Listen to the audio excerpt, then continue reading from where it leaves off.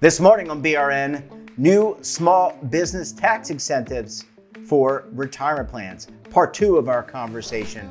And joining me again this morning, Andy Larson of the Retirement Learning Center. Andy, always great to see you. Thanks for joining us again this morning. Glad to be back, sir. And you did a great job of kind of setting up the quote unquote coverage gap and what that means to so many Americans and vis-a-vis small business owners. Why haven't we heard about the tax credits and those incentives? I feel like you hinted at this a little bit yesterday, 90 plus provisions in Secure 2.0, but why are people talking about this? Because it seems to make a lot of sense to talk about, especially if you're a CPA. Why aren't the tax credits getting prime time? Why aren't people talking about it? And well, first of all, right now, obviously, we're in the middle of a very interesting presidential campaign. So there's a lot of noise with respect to that. Secondly, the Secure was such a big act. It also was very dependent on our friends at the IRS to write regulations in terms of how to implement all this stuff. So there's still a lot of Secure related stuff coming out, big chunks of regs that affect, big portions of the industry. So people are sort of, from a technical perspective, sort of drinking through a fire hose right now. And that's probably why we haven't heard more about this. That said, a business owner should be talking to their CPA about their eligibility for these great new credits. Conversely, every CPA worth their accounting degree should be talking to their small business owner clients about this, because if not, it's sad, but these small business owners are going to be leaving money on the table if they don't take advantage of this. So Andy, is that the starting point? If I'm hearing this and I'm a small business owner, or I'm a CPA, conversely, as you said, is that the starting point to get the ball rolling?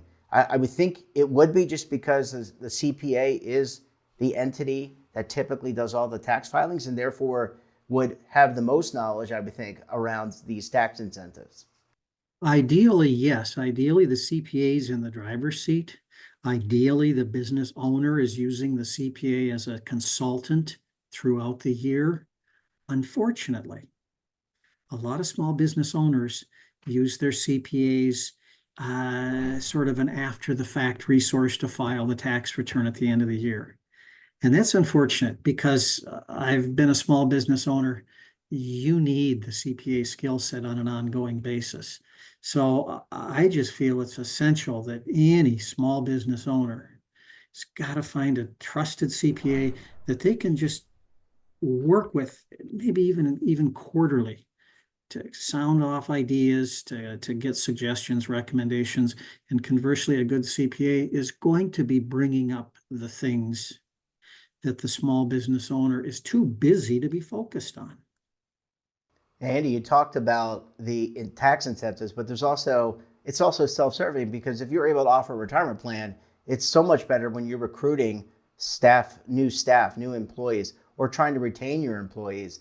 A lot of surveys have said that small business owners have some difficulty attracting new workers. This would be a core benefit to do that. Are there certain plan design features that a small business owner should consider when it comes to their new retirement program? Are there specific features that the small business owner should be really exploring? Absolutely. First and foremost, in my view, is matching. There's an expectation now amongst the employees that they're going to get a match. So I think that's sort of first base in terms of getting the attention of the employees. Next, the auto enrollment feature, where the individual doesn't have to do anything to sign up. They just show up to work, bang, they're in the plan. That's essential. The auto escalation features, where the employee's deferral rate goes up year by year automatically unless they opt out. Another real positive feature. Then things we could get more sophisticated, for example, with secure things like student loan matching, etc., are kind of cool, but sometimes that's a little much for small business owners initially. But there's a lot out there. Yeah, and to your point, Andy, auto escalation, auto enrollment, a match, all this can be done with the current payroll provider because most small businesses, even under 100 lives, have a payroll provider that does all the weekly, semi-monthly payroll. They do the 1099s, everything, right? So, the W-2. So this would all be automated in terms of setup, eliminating any administrative burden. So we're not adding to the small business owners' work tasks. This is all can be set up arbitrarily without even, waving a hand. Absolutely. I'm glad you mentioned the payroll provider because, 15, 20 years ago, that was sort of the kink in the hose. These providers that didn't have a lot of this capability.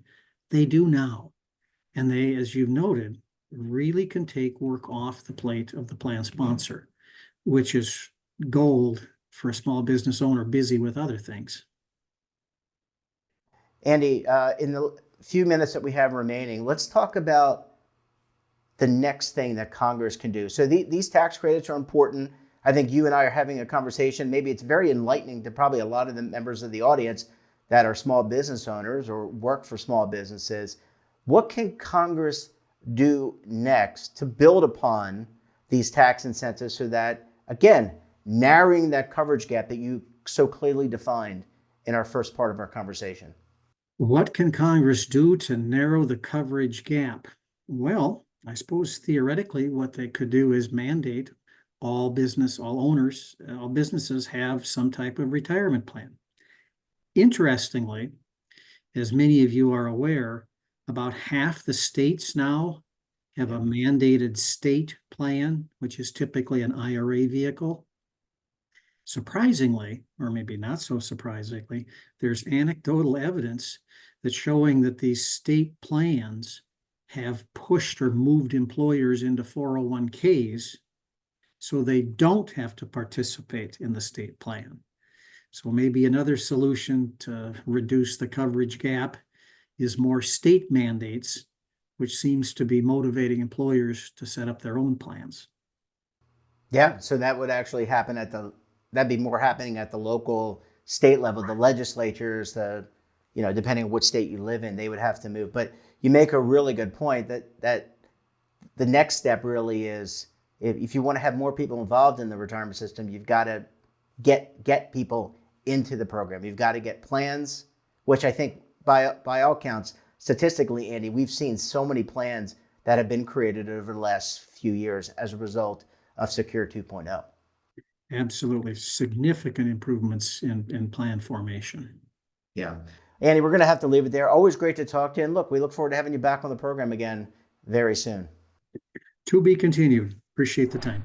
And don't forget to subscribe to our daily newsletter, The Morning Pulse, for all the news in one place. Details, of course, are at our website.